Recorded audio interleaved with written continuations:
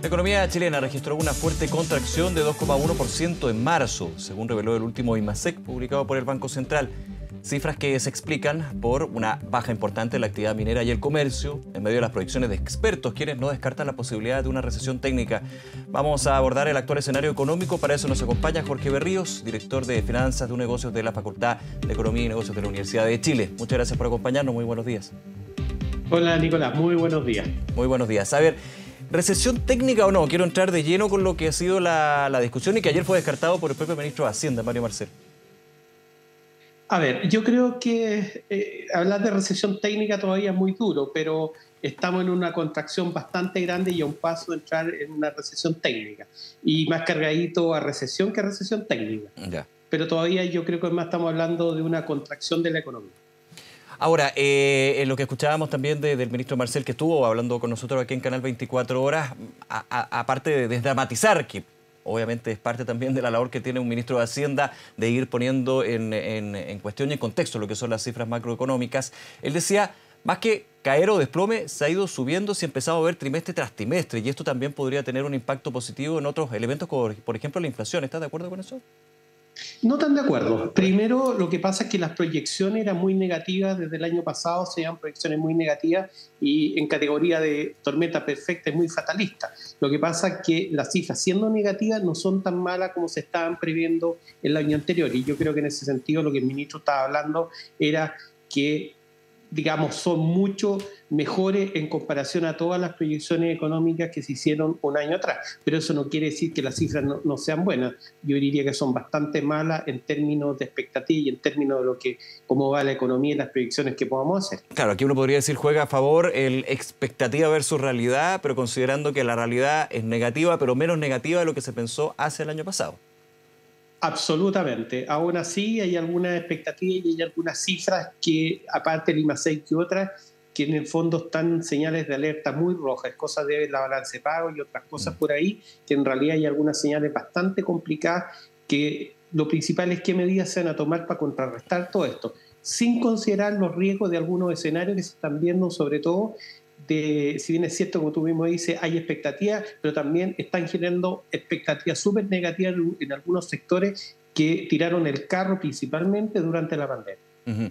Ahora, vamos justamente a esos sectores porque en el último IMACEC, y como había sido la tendencia en otros índices mensuales de actividad económica, la minería con una situación compleja, y eso también con varios factores que lo explican. Y, por ejemplo, ayer se entregaban los resultados de Codelco, la cuprífera estatal, que reflejan también lo que ha sido una baja en el precio del cobre, no un desplome, pero sí baja en las leyes de mineral, cuánto se puede extraer y, por sobre todo, falta de proyectos nuevos. O sea, también hay hechos bien estructurales que podrían explicar una menor producción y eso impacta al IMACEC, desde los mineros solamente. Ahí podemos entrar a ver otro. Sí, absolutamente. Ahora hay que considerar que, independiente de lo que uno pueda hablar, Chile es un país minero y la minería tiró el carro muy fuerte durante la pandemia, y que para minería esté con un 8,5% de disminución negativa en el último IMACEC es preocupante. Es preocupante porque primero hay muchas inversiones que se han detenido en minería. No es que la explotación esté detenida, no, pero se detuvo todo lo que son grandes inversiones en espera de qué va a pasar por el royalty. Si nosotros aplicamos el royalty como estaba previsto, que es cercano a un 48 a 50% de royalty, la minería puede entrar en una situación bastante compleja. Por eso que han sido bien cautos, es decir, que una tasa cercano al 40-42% de royalty es bastante aceptada y nos deja en buenas condiciones para competir con otros países mineros como Australia, que es principalmente un buen competidor con el litio, o en el caso de Perú. Uh-huh. Pero, lógicamente, las inversiones se detuvieron.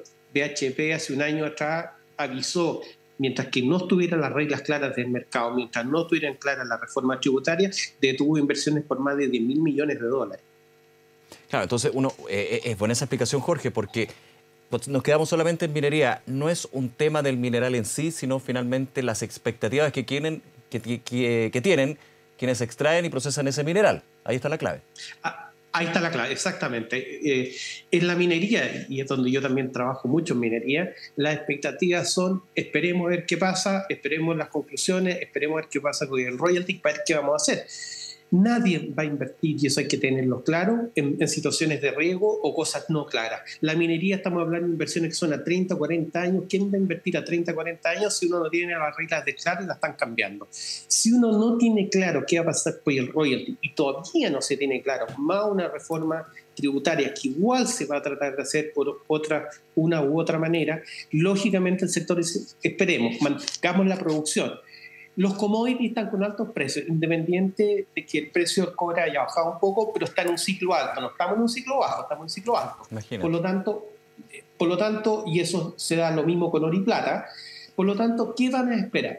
Produzcamos, sacamos lo máximo mineral que se pueda y esperemos las inversiones a ver qué pasa. Eso significa nuevo yacimiento, inversión en infraestructura, ampliación de términos finales. Van a esperar hasta que no se decida qué va a pasar con algunas condicionantes. Por ejemplo, royalty, reforma tributaria. Pero yo te diría que hay algo más peligroso, que en el fondo para mí es más complejo. ¿Qué pasa con la reforma del sistema de pensiones?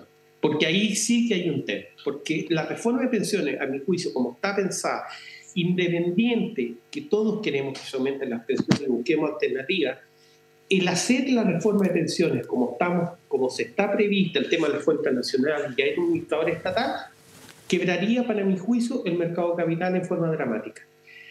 No hay que olvidar que el sistema de pensiones maneja más de 180.000 millones de dólares en inversiones. Entonces, llevar a un ente estatal, como ha pasado en nuestros países, como Argentina, como Bolivia, lógicamente entraríamos en un factor de riesgo muy alto en el mercado de capital. Y ese es otro factor que están pensando todos los inversionistas. Mientras esas cosas no queden claras, no se resuelvan, no es que la economía se haya explotado, no, porque estamos en un ciclo bajo, pero sí, lógicamente, se van a tener todas las inversiones y eso es lo que se está viendo. Claro, porque en ese tema de las incertidumbres y los riesgos en términos de esas expectativas, hasta el año pasado se hablaba con mucha fuerza de lo que era el proceso constitucional. Uno sentiría que en la voz es de aquellos quienes toman las decisiones de inversión, el tema del proceso constitucional no genera esta incertidumbre o riesgo, sino los temas más coyunturales de proyectos de ley o discusiones legislativas, ¿no? No sé cuál es tu visión al respecto. Sí, para mí que está, tal como tú dices, Nicolás, está ahí el tema de algunas discusiones que se dejaron para lado, pero siguen siendo para inversionistas que desde afuera, y eso se lo hicieron presente al ministro en los últimos roadshows que hicieron afuera, tanto en Nueva York como en Londres, en decir, se le dijeron, oiga, cuidado porque hay expectativas de profundidad de mercado que se rompieron. ¿Qué es la profundidad? Usted no me está respetando las reglas que me dijo para entrar a hacer negocio en Chile. No lo está respetando, vamos a hacer un waiting, un watching, hasta que no veamos qué pasa. Solamente algunos datos específicos. Cuenta corriente negativa, cuenta financiera acumulada 12 meses negativa, posición financiera internacional en balance de pago negativa. Deuda externa, gracias a Dios bajó un poco, pero sigue siendo un 76,6% del PIB. Entonces, no es solamente el INASEC, no es solamente el tema del PIB, sino que estamos hablando también de balance de pago, cuentas nacionales, es decir, nuestras cifras no son muy buenas que digamos en términos reales. Jorge Berrío, te hago la pregunta también con respecto a otro sector, el comercio. Uno esperaba justamente que se contrayera. Entiendo que el último dato en este IMASEC de marzo era de un 5,4%. Entendiendo lo que han sido las medidas propias desde el Banco Central para enfriar la economía, y eso tiene un impacto que es un menor consumo también, ¿no? Sí, absolutamente. Hay que entender que la política monetaria del Banco Central, ¿qué es lo que está haciendo con el aumento de tasa que hizo la TPM? Fue tratar de ralentizar y tratar de enfriar un poco la economía, dado los retiros que se hicieron principalmente el año 2021. No hay que olvidar que en términos de comparativo, para una persona lo entienda claro, el retiro de los 50.000 millones de dólares, más aproximadamente los 10.000 en IFE, hay que indicar que más o menos los retiros que se hicieron equivale a CODEL. Entonces, si uno al patrimonio poder, es decir, si uno lo que se tiró al mercado fue prácticamente lo mismo que tirar poder como completo al mercado. Eso produjo la inflación, que todavía hay algunos remanentes por ahí, pero ¿qué es lo que hizo Central? Enfriamos la economía y como política macroeconómica, ¿qué es lo que hizo? Subir la TPM a 11,25. Pero no hay que olvidar que independiente de cualquier cosa que se aplique, medida de política fiscal o política monetaria, siempre tiene un costo. Yo lo asimilo como la cajita de remedio. Uno toma un remedio y se le olvida leer esa lista que viene de todas las posibles consecuencias que puede tener. Aquí hay consecuencias. Y la consecuencia es el alto costo del financiamiento, que se ha sextuplicado el costo de financiamiento para las empresas. Por lo tanto, el más afectado es el área de comercio, que como tú mismo dices, Nicolás, en el último año disminuyó un 5,4%. Pero si uno ve, por ejemplo, qué pasó con la utilidad Falabella, que es un referente en el mercado del retail, las utilidades del 2022 disminuyeron un 86%. Ya hizo un ajuste del 5% en su plan de remuneraciones. La tasa de desempleo en el último trimestre móvil llegó a un 8,4%. Y la mayoría de las empresas van a empezar a hacer algunos ajustes porque, lógicamente, el sector que más se ajustó esto ya no es expectativa, sino que es la gente dejó de comprar su hotel y se está poniendo un poco más conservadora, dado que perdió poder adquisitivo. Si un 12 a una persona normal divide el sueldo, divide por 1,128 y lo compara, va a determinar claramente cuánto perdió poder adquisitivo su sueldo en un año. El año pasado, como una cifra así simplemente de mirar, el año pasado la UEF del 1 de enero al 31 de diciembre subió 4.114 pesos, es decir, una persona que tiene una deuda en un colegio, en un seguro o cualquier cosa, la deuda se vio incrementar en el año en 4.114 pesos solamente por efecto de la inflación que tuvo. Nada más.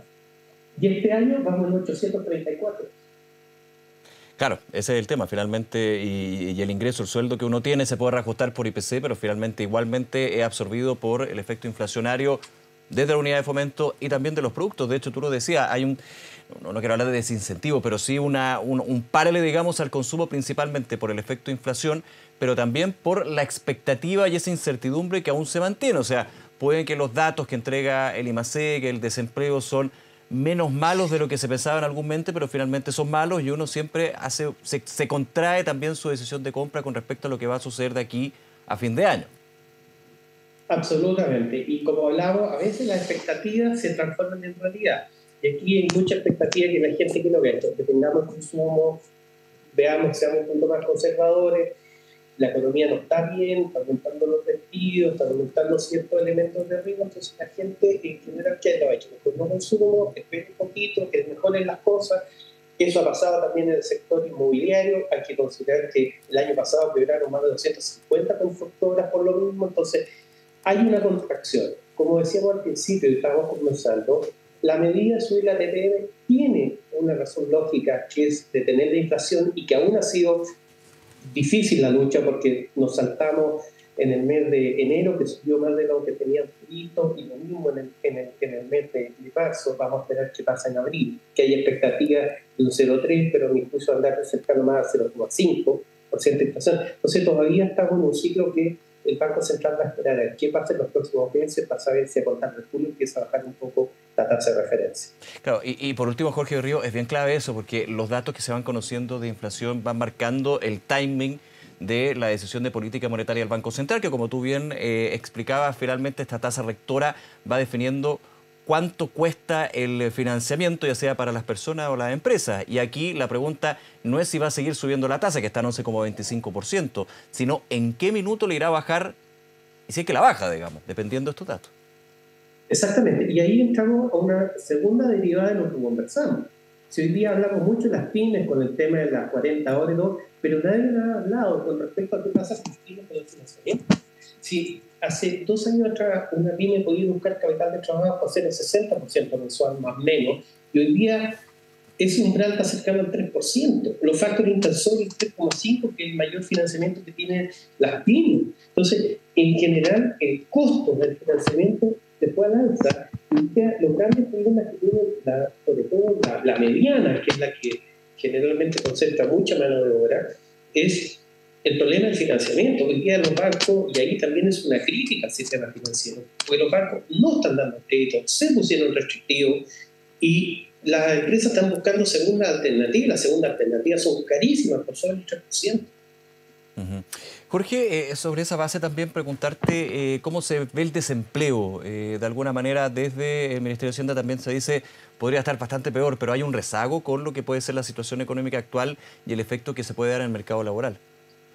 Ahora, en el último trimestre móvil, que acabamos de ver, que es el trimestre móvil prácticamente de diciembre a febrero, y es que son meses buenos porque tenemos el periodo de vacaciones y tenemos el periodo de Pascua, llegó un 8.4. Las expectativas siempre hablaron de que íbamos a llegar a 2 dígitos en el próximo trimestre móvil, porque entramos ya a los meses más fuera de verano.